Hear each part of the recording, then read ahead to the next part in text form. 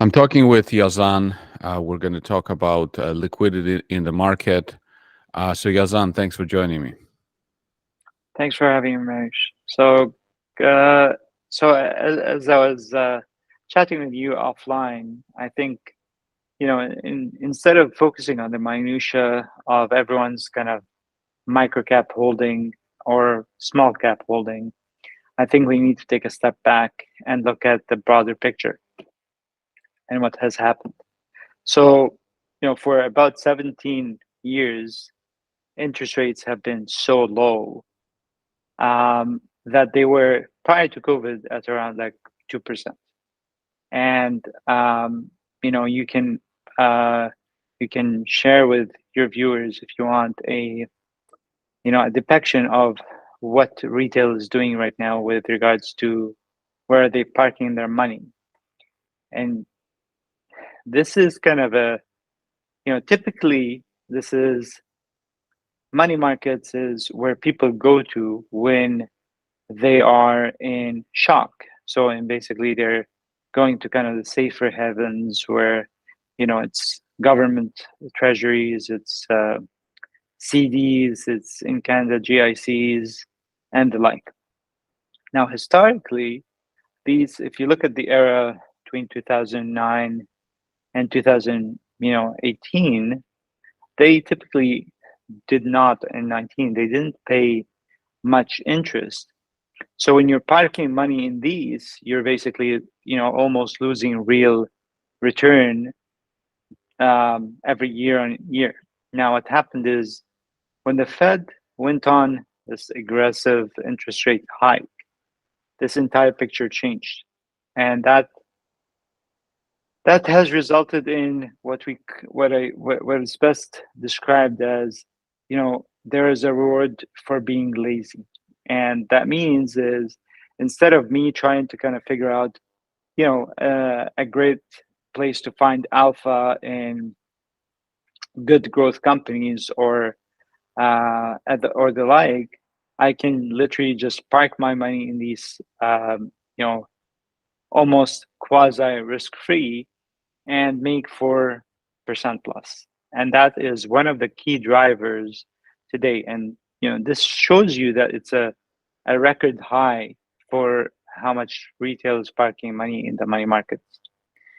So it's all linked. So when retail put that much money into money markets, they've probably taken it out from the stock market. And because retail is always looking for alpha, because that's how they can differentiate themselves, they probably have taken most of this out of growth stocks, and predominantly small caps are kind of the first target for this. So if you if you parlay this to the TSX Venture, where, for example, two of the companies that you cover, Voxer and Oracle are. If you open that chart, Which one do you want me to open, Oracle or Voxer? no, if you go to the TSXV one, This yes, one? yes. So the reason for this, or what this shows your viewers, is basically how much was the volume and the liquidity during the era from early 2020 all the way till now.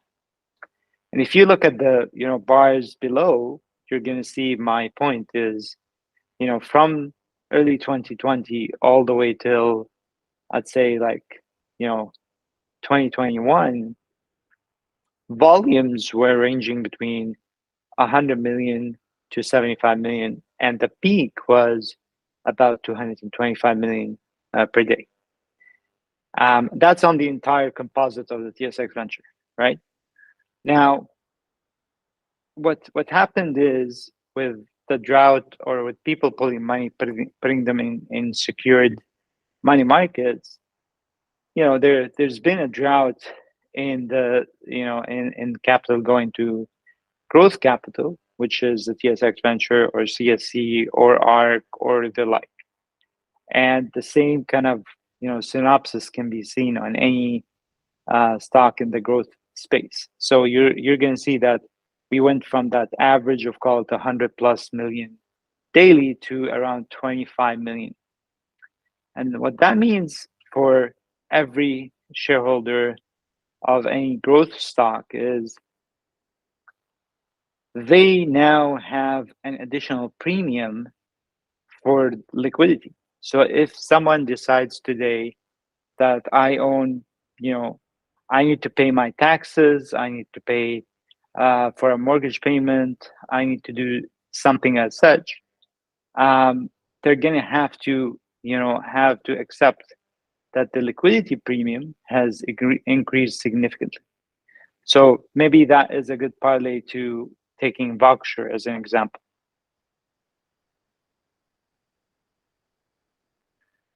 So here's Voxer 3 years, and you can see, what I mean precisely. So, Voxer during this era of, low interest rates, the stock was on average trading roughly anywhere between 2.5 and 5 million shares at over $1. So let's call it around $3-4 million a day, right? So what that means is basically you and I, if we wanted to kind of, we had a payment due for something and we needed, if I own, for argument's sake, I own 1 million shares of Voxer and I needed 100 grand, all I needed to do is, sell 100,000 shares out of 4 million in a day, and I'll be able to pay off whatever that requirement that I needed.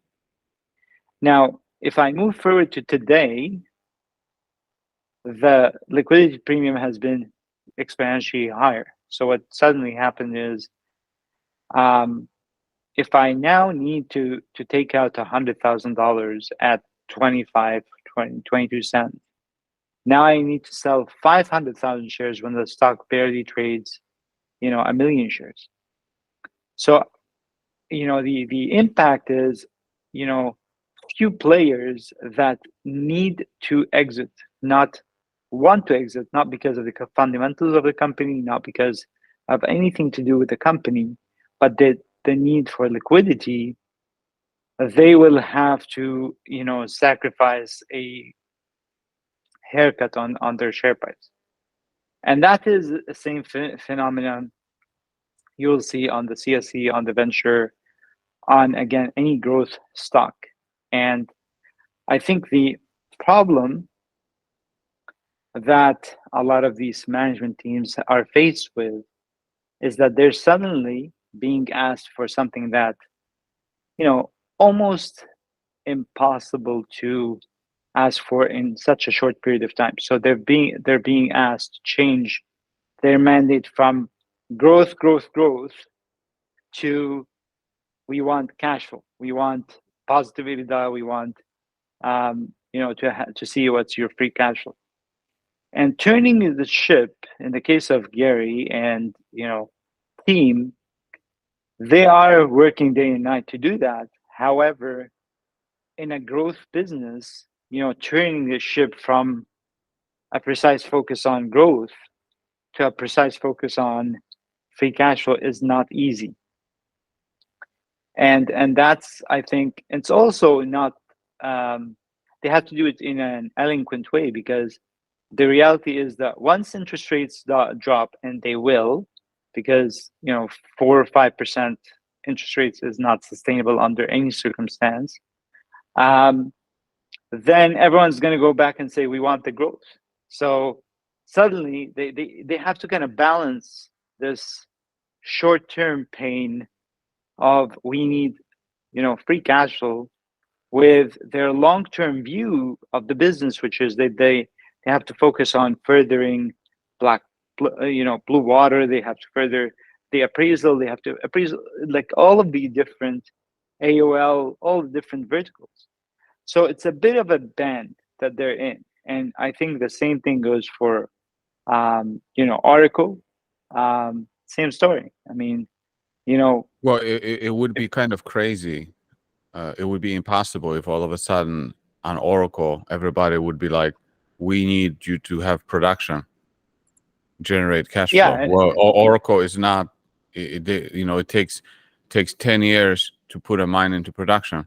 Like, it's not going to happen. Or Aduro, right? Oh, we want you to yeah, have revenues. Like, you're crazy. It's like, that's not what this yeah, company is about at this point. I mean, Voxter is a little different because they already have revenues, but still, to yeah. ask those companies to turn on a dime, it's not that easy.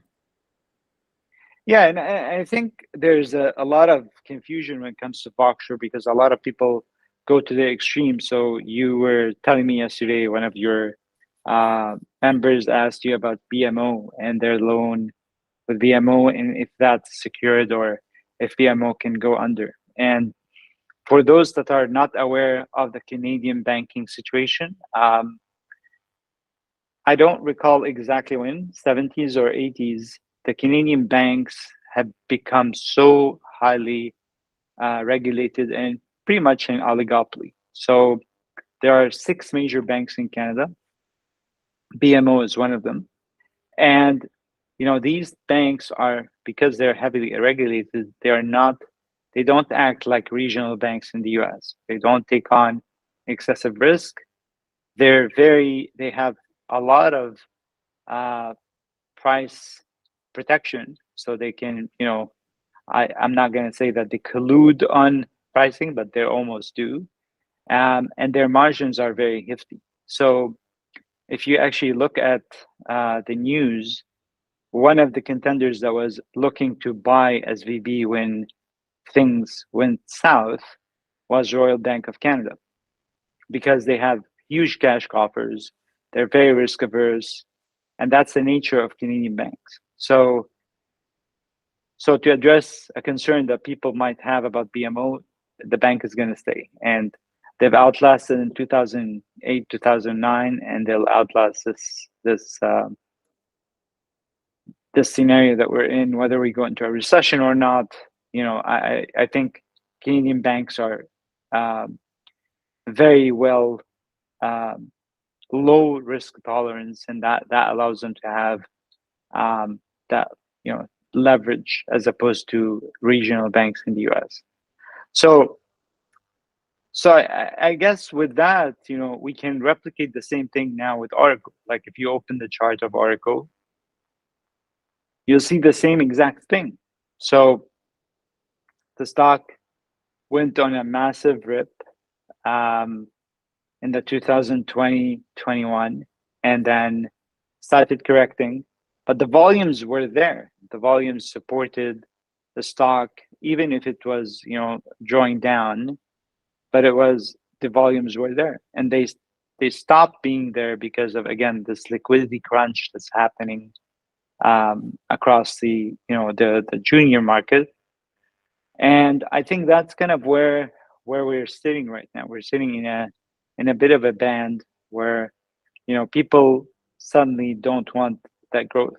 But I want to remind people that in the case of Oracle, and I don't own it, so that we're clear, but I'm going to defend the thesis because it's sound.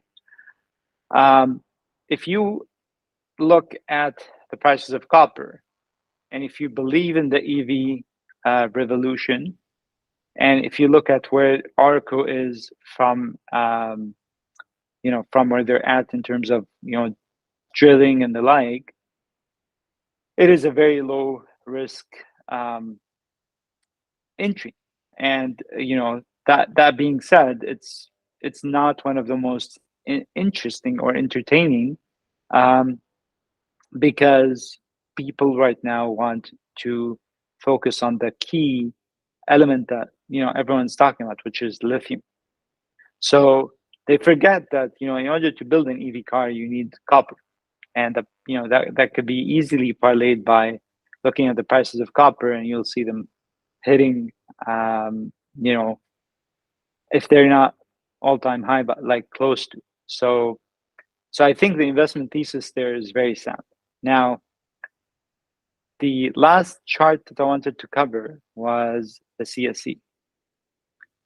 And the CSE is where you'd have companies like Aduro and the like. Yeah, hold on. Let me pull it up. Sure.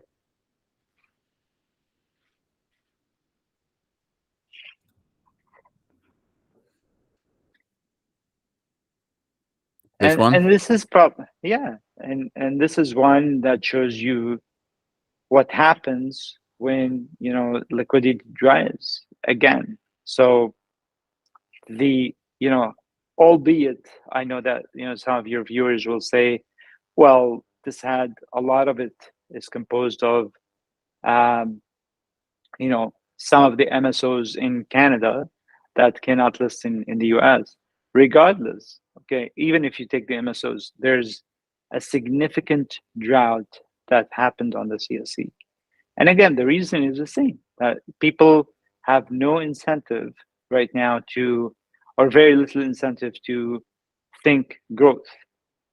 But you and I know that when retail are looking at what's right in front of their eyes, that's typically the wrong side to be in the trade. So I personally think that this money market trend that we're seeing, or how retail is buying in money market, is actually you know it cannot last uh, the way it is, and that's ultimately why it's gonna break, because you can't have between retail and institutions. There's another chart, but I don't want to bore your viewers. There's another chart that shows you the institutions, and the total with institutions and retail is over $5.4 trillion. So imagine the amount of cash that's sitting on the sidelines doing nothing and collecting interest. And the minute that amount of money comes back to the market, and it has to, like the minute the interest rate drops, they have to come to the market because they need to make alpha, they need to make a return. So I think, needless to say, I'm not gonna be now here another Finwit smart guy that says how the Fed policy should be, but we see the writing on the wall, and the writing on the wall says that whatever interest rate that we are in is not sustainable, and that it's got to come off. And when it comes off, it's gonna, the same euphoria that we saw in growth stocks is gonna come back. But what will happen is it starts going to the cream, because the cream rises to the top as usual, and then flatters down to the other names. So in summary, I think for your viewers, I would say that if they're concerned about any holding that they own, I think they should look at it in perspective of the market. Um, and the other thing I want to say is, like, what I find very fascinating is the amount of people that spew negativity on the boards during such times when everyone's hurting. And that's something that is not productive at all. There's no person, you cannot convince me that there's someone that spends 3-4 hours of their day on Discord, on CEO, on whatever, saying that this stock is bad because of the same reasons every day. They keep repeating it, and they have no motivation. They're typically a front to a hedge fund, or they're short the stock, or there's a motivation. No one does anything in the financial world without a motivation, whether it's being to the upside or to the downside. So with that, I think I really recommend people to kind of take a step back and take stock of the companies they own, and recall what types of problems that they're trying to resolve. And if you believe in their management and their capability of resolving these problems, and if you look at sound cash management during the next few months, I think, again, you're able right now to buy a larger size of the business for a cheaper entry point. And you got to change the mindset of I want to own a stock that keeps going up. That's called kind of euphoric behavior.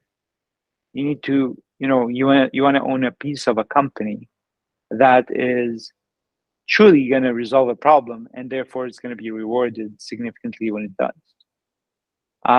So I hope that was helpful. Are there any comments or questions you have?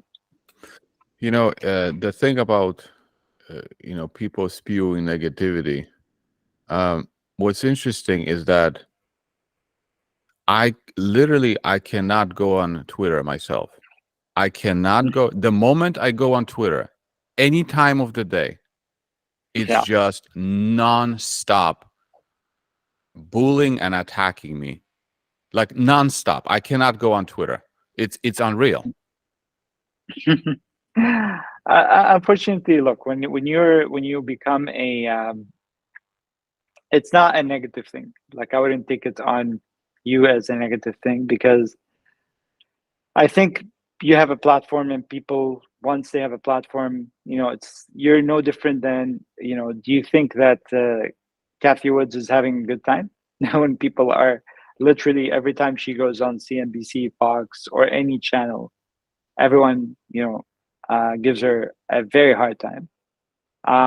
It's very difficult when you are a figurehead of, whether it's certain names in the microcap, or or if you represent, a fund or the like, to go out during these times and say it will come back. And history shows that it will come back. There's no resolution. Does it mean that we're going to have another 6 months of pain? Maybe. But I think in the microcap space, if people recall correctly, since Q1 of 2021, which almost coincides when ARK topped out, we've been seeing this kind of slow drip down. And what I think will happen is, so we've been in this era of, call it 18 plus months, of negative returns, predominantly. I'm going to exclude some lithium stocks and some stocks that have done.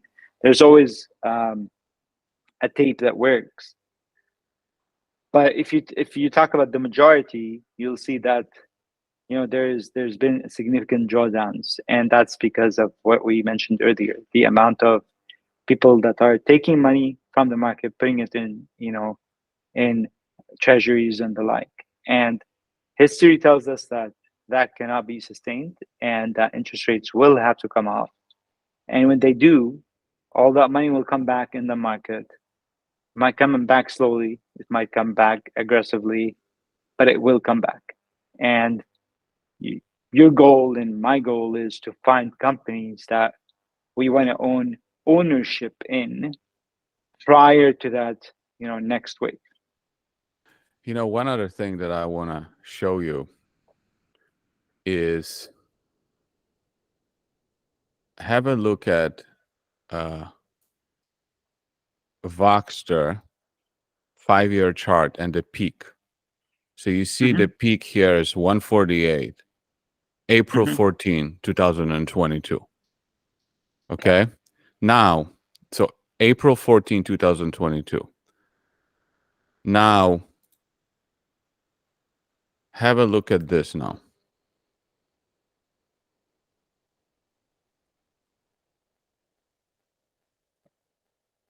So this is the article from CNBC.